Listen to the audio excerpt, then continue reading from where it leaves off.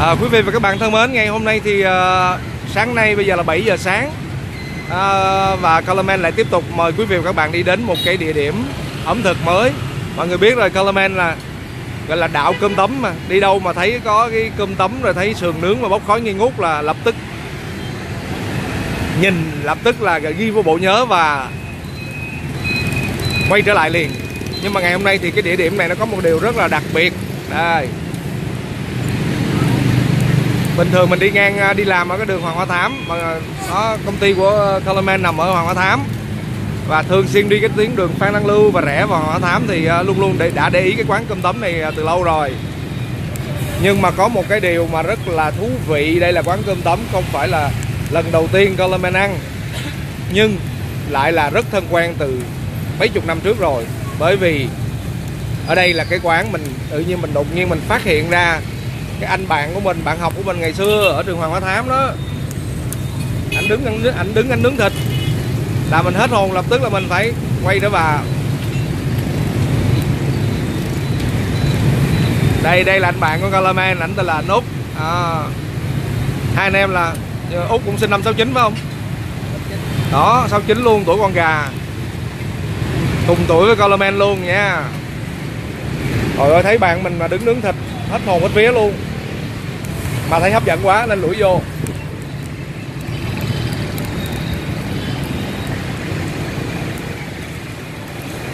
Rồi thôi bây giờ mình đi vào cái để tìm chỗ. Tại vì cái quán này mặc dù là nằm ở một cái vị trí nó rất là thuận lợi ha, ở ngay ngã tư Phan Đăng Lưu, ngay ngã ba Phan Đăng Lưu và Hoàng Hoa Thám, nhưng mà vì cái quán thì rất là nhỏ bên vỉa hè thôi. Và đặc biệt là cái quán này có cái diện tích, cái nhà có diện tích có khoảng chừng 6 mét vuông thôi à, không tới nữa. Đó, bề ngang thì khoảng chừng 5-6 mét, còn bề sâu á có nửa mét à. Đây, khách hiện giờ đang rất là tấp nập.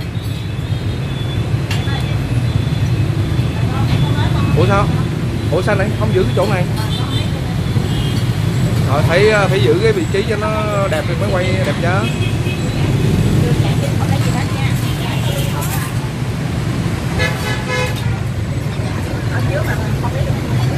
Đây mọi người nhìn thấy cái tủ vô cùng hấp dẫn nha. Mình khoái nhất là quay bên ngoài tủ đi quay vô á.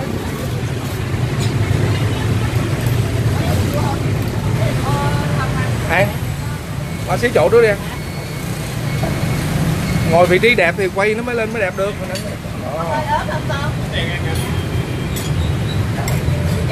Đây cái nồi cơm tấm, cái mùi bốc khói nghi ngút thơm quá. Đây là bà chị của anh bạn mình đây, chị Thu, cũng rất là thân quen mấy chục năm rồi. Mà lâu lắm mới gặp. Dạ lâu lắm mới gặp. Đây là anh Dư đó, ông anh của bạn học mình. Rồi anh em là xưa biết mấy chục năm thật sự luôn, cho nên quán này lần đầu tiên Colorman vô ăn, nhưng mà thật ra là tình thương mến thương. Ngày xưa ở đây bán cháo vịt nha, bán cháo vịt là ngon bá đạo luôn, mà không biết sao giờ không bán nữa, chuyển qua bán cơm tấm à, cũng hơi lạ. Đây mọi người nhìn một chút xíu đó, cái bề ngang của cái nhà đó có bé xíu vậy thôi. Ngày trước thì rộng ra bên ngoài, nhưng mà sau khi giải tỏa lại đường, phóng đường thì bây giờ còn có bé xíu vậy thôi đó. Cho nên là không biết là sau khi Colorman đi review rồi đông khách quá, không biết là chỗ đâu ngồi nữa.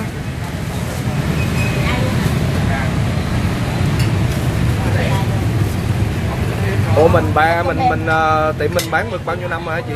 Lâu quá em không có ghé, em không biết. Bán cơm tấm cũng mười mấy năm rồi. Dạ, ủa cơm tấm mười mấy năm. Ồ.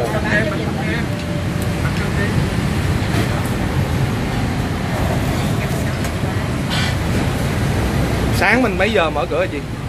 5 giờ. Sáng 5 giờ sáng. Dạ. Rồi tới mấy giờ? 10 giờ. 10 giờ sáng. Cứ 5 giờ tới 10 sáng à? Cứ mỗi ngày buổi chiều không bán luôn hả? Buổi chiều nghỉ bán. Dạ dạ.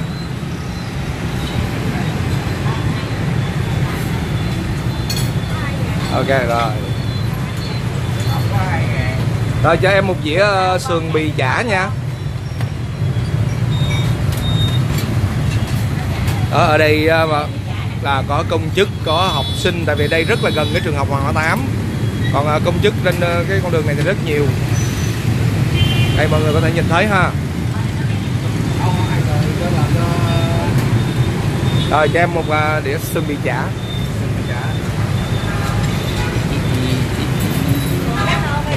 Ô đây chả ra rồi.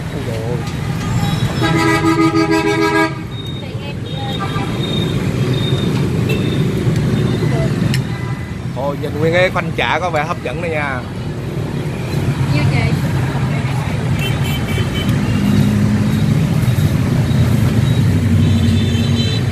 Cái buổi sáng Sài Gòn á, mà mọi người trải nghiệm rất là thú vị. Sáng khoảng 7 giờ sáng thôi đó, kèn bấm in ỏi, đường phố tấp nập tốc nghẹt xe.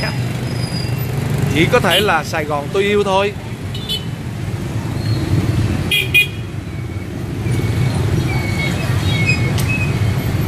Rồi thôi cơm tấm của mình ra rồi, ăn thử nha, review cho mọi người xem nha. Đây trên cái ghế rồi.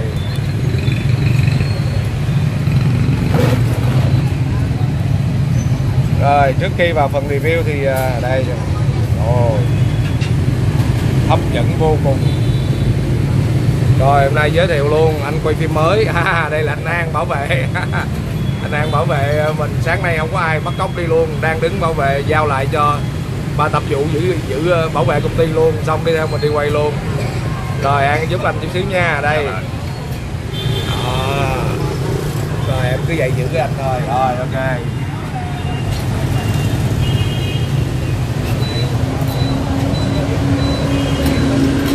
Đây, chưa biết như thế nào mà nhìn là đã thấy rồi, đã thấy muốn xỉu rồi đó. Mọi người biết hả, bây giờ Colorman trước khi ăn là phải cúng cụ Mark, tức là cúng cụ Facebook Mark Zuckerberg, cái thằng bạn của mình đó, cái thằng quỷ đó, làm gì cũng phải là phụ thuộc cho nó hết trơn á. Ăn uống là phải là cúng nó trước.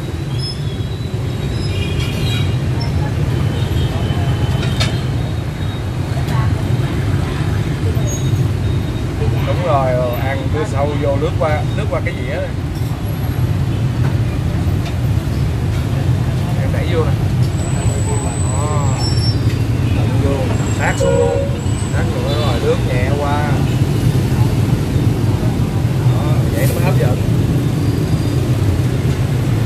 Quay đồ ăn là quay sát vô không? Đó. Đây. Giám đốc hình ảnh mới mà phải training. Mọi người thông cảm làm hai đi. Đây đầu tiên cái miếng sườn nhìn là thấy bá đạo rồi. Làm sao chịu nổi. Cơm tấm của Việt Nam. Ngày hôm Colorman vừa mới làm một cái bản tin là cơm tấm Việt Nam đã được thêm một cái đài truyền hình của Hàn Quốc, đài EBS, một trong những đài lớn nhất của Hàn Quốc, đăng tin chuyển tải và nói đây là một trong những cái món ngon của Việt Nam và đồng thời là món ngon của thế giới. Và một trong những cái nguyên liệu mà làm cho cơm tấm ngon đó là miếng sườn. Cho nên tất cả cái việc ướp sườn, cái quán cơm tấm nào mà ngon hay không là ăn cái miếng sườn là biết liền. Ướp sườn mà ăn mà không vừa miệng, không ngon, không hấp dẫn là hiểu luôn, là thất bại. Đây, bây giờ mình thử cái miếng sườn nha, nãy mình mới cắt từ một cái miếng sườn lớn như thế này nè. Rồi mình chuyển làm miếng mình ăn thử nha.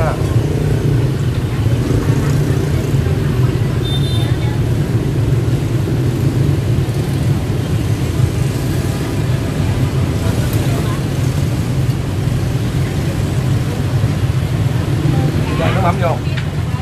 Có nhiều bạn góp ý Colorman là trời ơi chú ơi, ăn cơm tấm chú phải ăn nước mắm, chứ chú ăn nước tương chú review vậy khó quá. Tự nhiên mọi người phải ăn nước tương theo chú thì kỳ quá.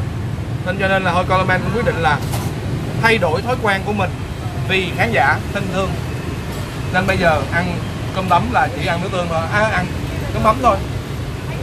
Sau khi mình cắt máy rồi mình mới chuyển qua nước tương. Đây tiếp tục nữa, một miếng nữa. Cái miếng thịt này nó ngon á, ướp nó vừa, không quá ngọt, là nướng không bị khô nữa, cũng không bị khét, rất là hở.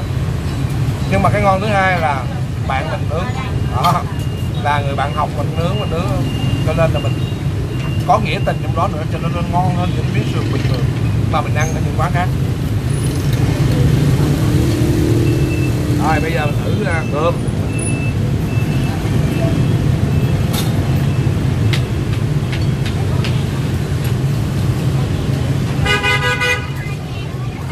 Đây, hồi nãy mình thấy nguyên cái phanh chả thấy mê quá. Đây, phải thử.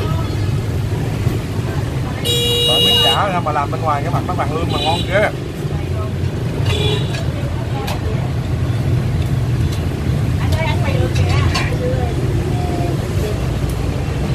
Cái bí quyết làm chả là thông thường các cái chủ quán cơm tấm họ giấu. Tại vì mì chả, cơm tấm mì chả cũng vậy, cái chả là cái nguyên liệu thứ hai sau sườn mà bắt buộc phải ngon, cho nên là hầu hết thứ nhất là ướp thịt bằng cái nước gì là người ta giấu, cái thứ hai nữa là chả nhồi như thế nào là người ta giấu.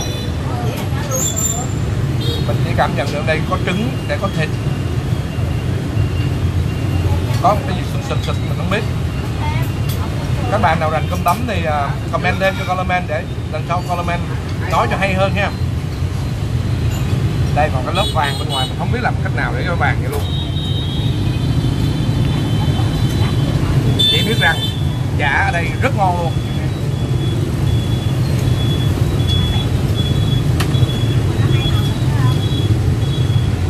Hai hộp xì chả trứng. Quên chứ. Nghĩa này bao nhiêu tiền chứ? Sườn mì chả bao nhiêu tiền nữa? 20 thôi. 30. Không bán người ta sao bán em vậy nha, đừng có thôi nha. Tại vì em nói đó, 2.000 lẻ là 32.000. 32.000. Ồ.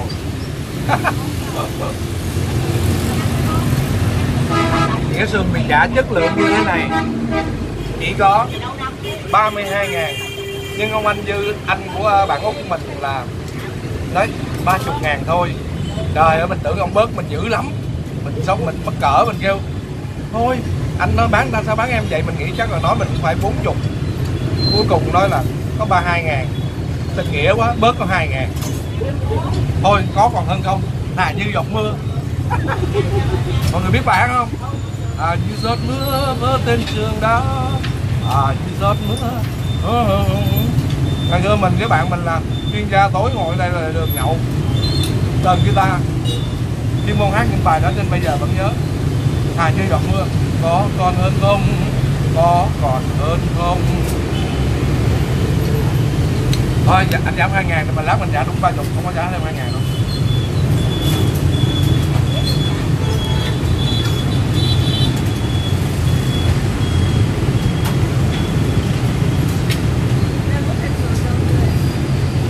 Ủa?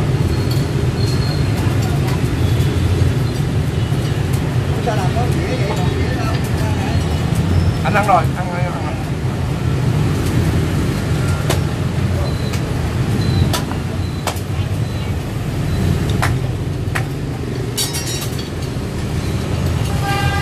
Nó ngon quá. Cái miếng nó thường nó không có quá lớn, nên em rất sợ cái miếng sườn bự quá chạy vui, nhìn vậy thấy hấp dẫn nhưng mà ăn nó ngấy và ngán lắm. Cái miếng sườn này nó mỏng như vậy, cái độ mỏng nó như thế này thôi là vừa.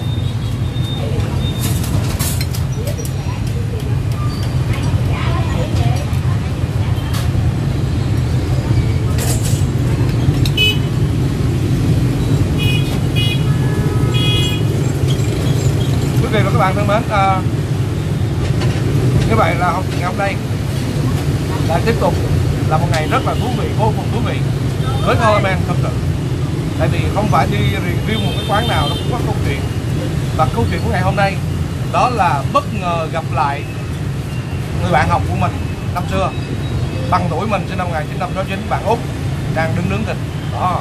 Rồi và gặp lại cả gia đình luôn, cả bạn Út, anh Dư, các anh chị ngày xưa là cũng rất thương mình, rất quý mình, và mình cũng quý tất cả mọi người.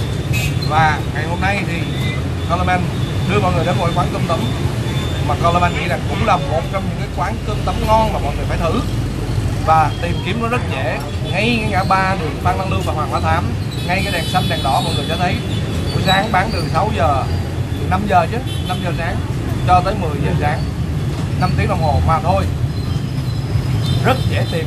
Coleman không kịp hỏi địa chỉ, nhưng mà các bạn cứ đi đường Phan Đăng Lưu, chuẩn bị rẽ sang đường Hoàng Hoa Thám ở quận Bình Thạnh nha, chứ đừng đi lộn quận Tân Bình là thua luôn.